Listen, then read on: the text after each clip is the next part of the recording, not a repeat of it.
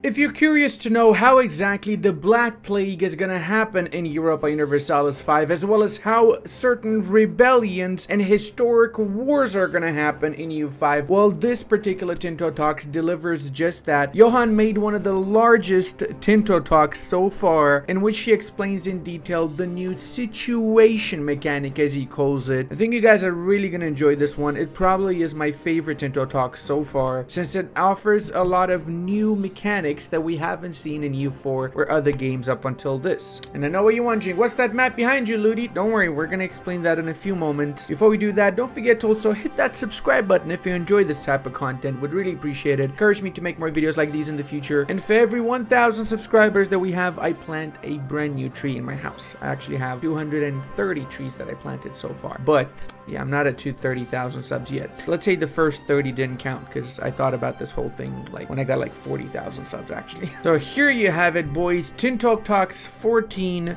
29th of May 2024. We also have some interesting little icons over here. In case you guys don't know what this is, it's likely a group of medieval EU4 players, or it could be maybe your cabinet members. Who's to say, right? Johan says that the situation system, as this particular mechanic is called, was first developed and designed in the spring of 2020, which is barely around the moment in which they started actually developing EU5, a feature that could be described as both a narrative and a mechanic guide for the game. This is something that has been inspired by the incident system from EU4, mainly the HRE incidents, that's what this means, and also from the international crisis mechanic of Wiki 2. And I have to agree, this is basically a mixture between the incident and the international crisis from Wiki 2, and I love it. I genuinely freaking love this shit. I think this is probably the best news I've got about EU5 in a while, because it tells me that the game is definitely on the right track, and Johan knows exactly what we want, what us, the community, actually want to see from this particular grand strategy game. Today we will introduce the new situation system. So what is a situation then? Good question. You could describe it as content that involves multiple countries over a period of time. In Project Caesar, we're using this feature to create a historical narrative that creates different experiences, as our goal is to have an immersive and varied experience for the player. So to put this into perspective, guys, situation system is how EU5 is going to keep the game as historical as possible. Situations are going to happen all around the planet. They're going to happen in Asia, they're going to happen in Europe, they're going to happen in Africa, the New World, and the main point of these situations is going to be to bring a certain historical situation that happened, be it the Black Plague, be it the Red Turban rebellions, be it the Italian wars, be it the 30 Years War, the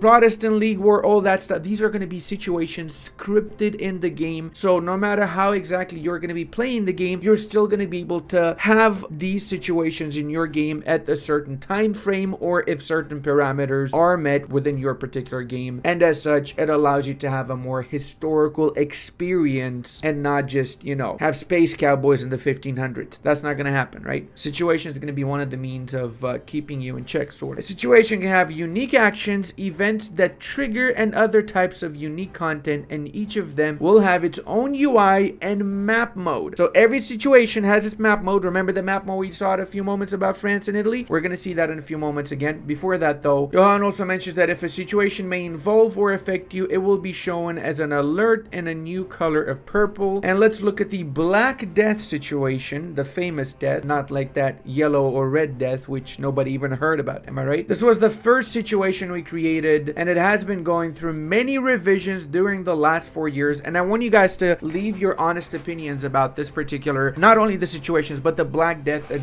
particular. Please do me a favor, take a minute out of watching this video and write down what you want to see from the Black Death and how you want it to be from both a historical perspective but from a balanced perspective as well, because the Black Death is going to affect the game very early on. 1346, you see it here. That means less than 10 years, 9 years into the gameplay, you're going to be affected by the Black Death, and depending on how this is exactly played out, it can be either a really amazing or a really bad experience for you as a player. I want Paradox to be aware of what the community actually wants from the Black Death and how the community wants to navigate this particular situation. So do me a favor, leave that comment below. It's really important because I am going to show this video to Paradox, and I don't even need to show them. I know firsthand that they watch my videos on the EU5 development and they follow up on what you guys write in the comment sections. The most liked comments usually are the ones that get implemented very easily. And if you really want to do the extra mile, go to the forums as well. It would really mean the world to me as well, because I want this game to succeed. I love this game already, and I think the best thing that we can do as a community is come together and just write our honest opinions about everything. The Paradox can analyze it, whether they like it or not, it's up to them. They make the final call, but at least they see all the different perspectives from all the community. That is invaluable in my opinion. All right, so we have the Black Death outbreak year is potentially 1346, or you can choose to set it later down the line if you don't want it that early. The origin is going to be Central Asia, which is where it historically originated from, and then we don't look at the other things because we already know about that. Oh, actually, ledger information, that's new. So you can choose to show all information in the ledger or restricted. That is from the options. Good, that's same like EU4. Black Death can be 1346 random or off, and origin can be historical or random. Usually it will happen from 1346 as the bubonic plague appears somewhere in Central Asia and spreads through the old world, killing 40 to 60% of the population of the affected areas. Holy shit, man. That's gonna make a massive impact on your game. Massive impact. And it's historical. It did basically kill 40 to 60% of the population in Europe when it historically happened, right? It spreads through adjacent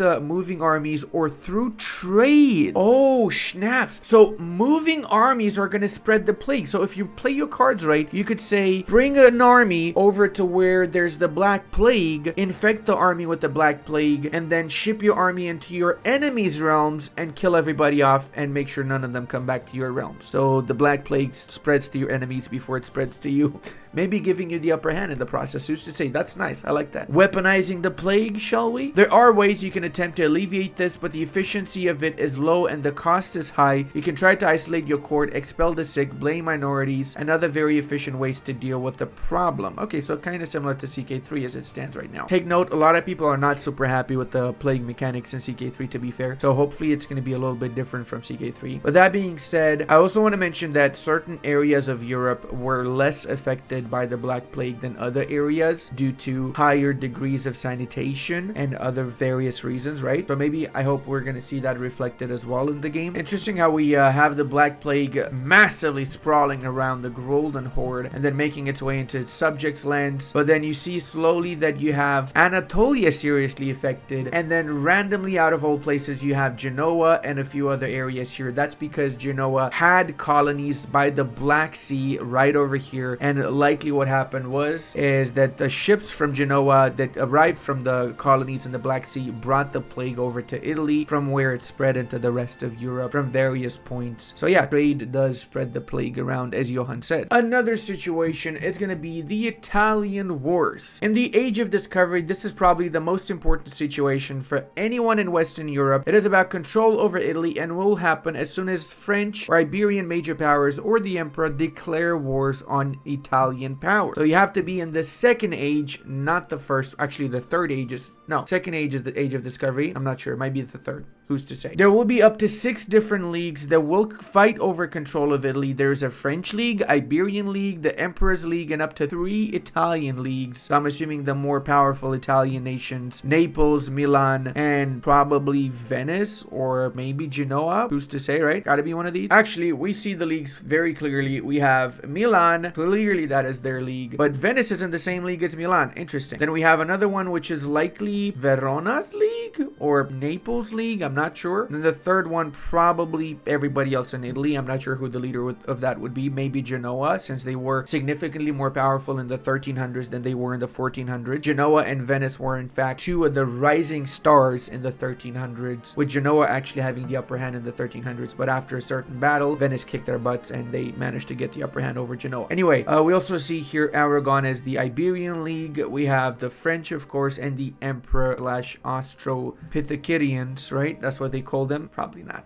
Beautiful map though, and I like to see that situation map is represented on its own separate map, and it's not just, you know, you don't have to struggle to figure out who's a part of what league and so on, right? If one league gets hegemony over Italy or gets 60% of the region either through conquest or diplomacy, then they win. The Italians can also win by making sure the foreign leagues are destroyed through a special peace deal. So that's kind of like the Peace of Westphalia situation that you get when you have the the Protestant League war. So if neither the Catholics or the Protestants make massive leeway, then you automatically get the Peace of Westphalia, where anybody with whatever religion can become the HRE emperor, right? So it's going to be similar with the Italian wars afterwards. Leagues can be abandoned, and anyone owning location in Italy can join one of them. The situation allows enemies and rivals of foreign league leaders to intervene and assist the defending Italians, and it also grants access to unique interactions in order to send aid of any kind, attract cheaper condottieri, and even create a new Italian league. So hold on, does that mean you can have more than 3 Italian leagues then, or is it capped at 3? That's my question up next. This is how the situation would look if it fired in 1337, if Austria was to be the HRE emperor and Aragon was the dominant power in Iberia with the vested interest. Okay, so this is not accurate. This is just if it happened in 1337, which it doesn't happen because it needs to happen in the Age of Discovery, which is not the first age. That's all we know. Up next, we also have the Red Turban Rebellion with its own unique map over here. As you guys know, the Yuan dynasty was in charge of China at the start period of our game. Afterwards, the Red Turbans, which were essentially remnants of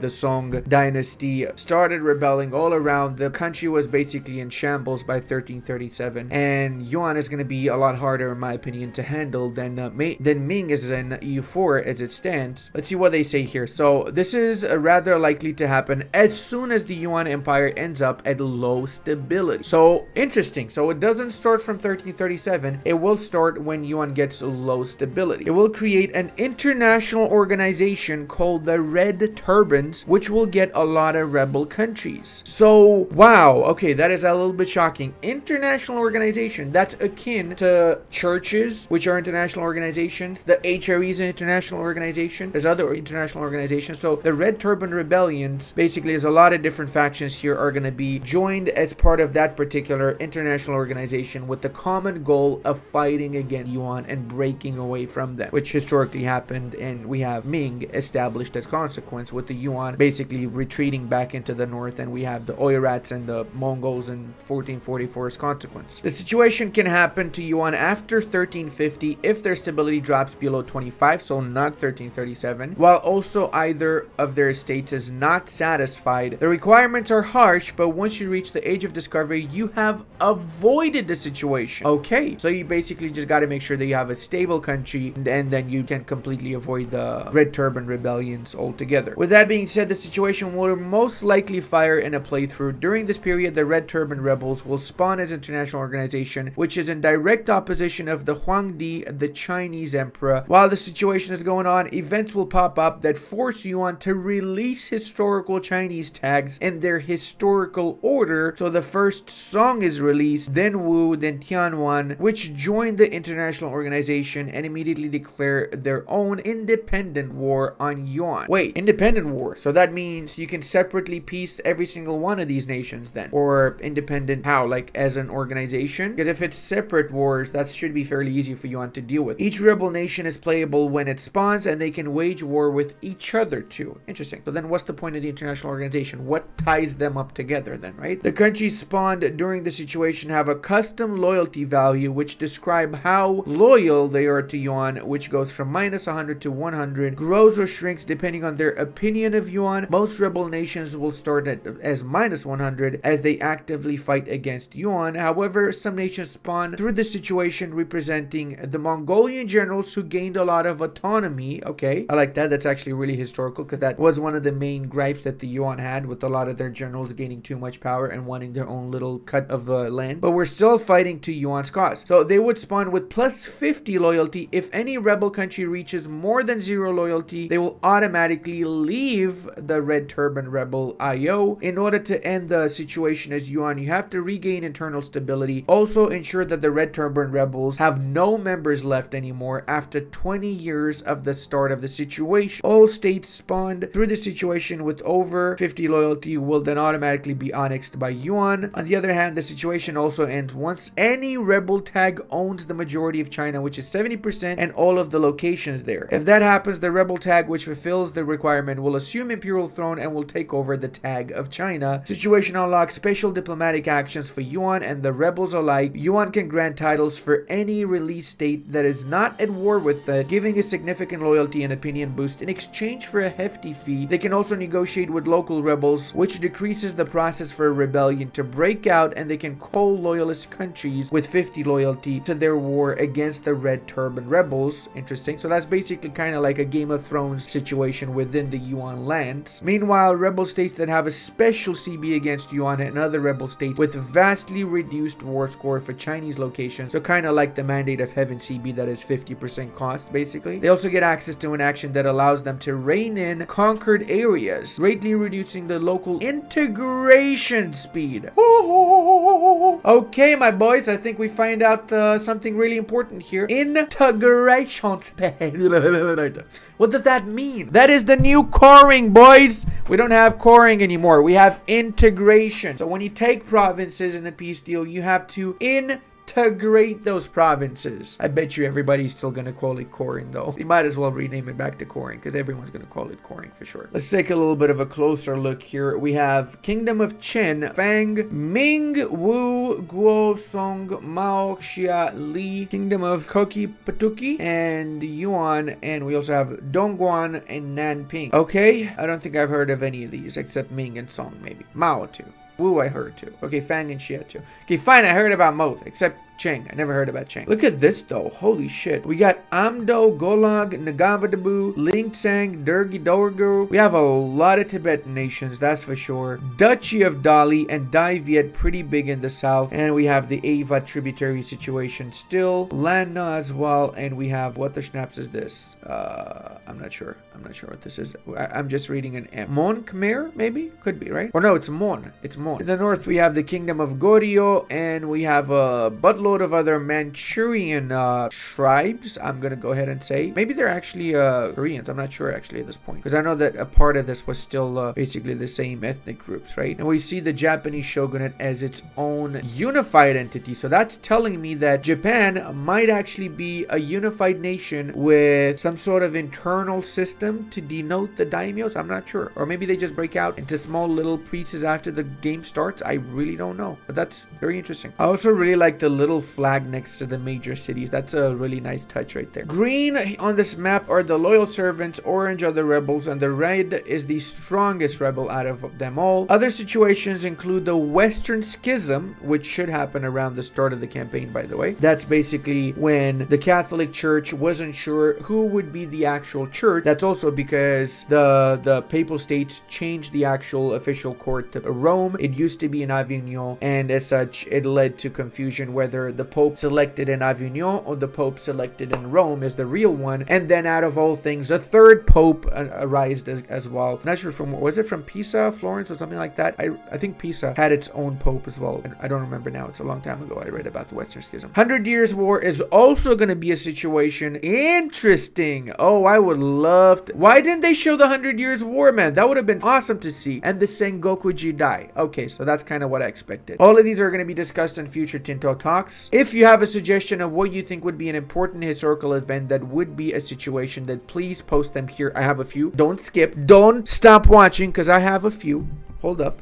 And next week, we will talk about something that many people have asked for repeatedly. I wonder what that is. Okay, so hear me out. A really important situation we could have is the whole Ottoman Empire's rise. Rise of the Ottomans. Make it some sort of situation where the Ottomans have an easier time integrating the other Beyliks, maybe getting the Beyliks to join their side, and maybe even involving some of the Balkan nations. Who's to say, right? That would be really interesting to see. I would love to see a little bit of Game of Thrones sort of situation in the Anatolian bits, because kind of that's, you know, that's pretty historical actually when you think about it. Maybe even involve the Byzantines, who's to say. We do need to have a situation when it comes to the religious wars. Pretty much all the major wars should be like all the major historical significant wars should be a situation. I would even say that the rise of the Habsburg could be a potential situation to show Austria how it was historically more divided than this and make it a little bit more fun, have a proper proper situation to see the Habsburgs rise to power in the process. Goes without saying, but for the natives, okay, for the natives, maybe even for the colonials too, I don't know, but it's especially for the natives, when the colonials arrive to the New World, make that a situation. Make it so that the way the natives interact with whoever arrives in the New World, especially in the Central American parts, can trigger either the decline of the New World empires, whoever that might be, Aztecs, Incans, or whatever, or the rise of those empires based on how they handled that particular situation, right? And the same goes for the colonials. Based on how they handle the situation, they can get easy control over the natives or really tough time, maybe even get pushed back completely by the natives as consequence and have their technology stolen by the natives, which might lead to a sunset invasion later down the line. Who's to say? For that matter, the Barbary states could also be a situation. How are the Europeans gonna handle the Barbary state pirate raids, which happened all over Europe? Even into Iceland they managed to make their way to. Lots of times they managed to make their way into the English Isles, and just having that represented not just for the Barbary states, obviously for the nations that are getting pillaged and enslaved by the Barbary states, that would be cool to see, right? Maybe even for the Golden Horde, have the switch to Islam a situation, because the switch to Islam only happened like 20-30 years prior to the start date. Make it so that the countries may be divided between different religions, and not only for them, like for multiple countries that have that situation where there's multiple religions, have a situation. There's ways of more quickly control or convert your nations to the targeted religion. Obviously, don't make it a common thing every single time there's 50% religious